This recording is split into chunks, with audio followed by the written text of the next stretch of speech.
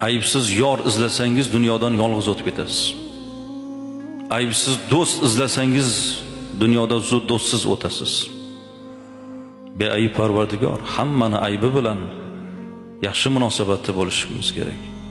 Bir odam 120 yoshga kirsalarda ulovlariga o'zlari birovning ko'magisiz minayotganlarini ko'rib hayron qolishdi. Shuncha yoshga borib buncha quvvat, buncha dadillik qayerdan deb qiziqib borib so'rashdi. Otaxon, siz yoshingiz shu yoshga yetgan bo'lsa-da, ulovingizga o'zingiz minmoqdasiz.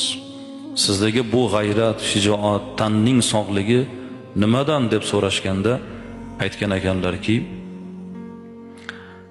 tashladim yomon illat hasadni, Xudo berdi bu g'ayratli jasadni degan ekanlar. Birovlarga hasad qilmadim. Kimga Alloh bergan bo'lsa Alloh berdi. Alloh munosib ko'rdi. Shunga loyiqki Alloh berdi dedim. Hech bir odamga g'illi g'ash qilmadim.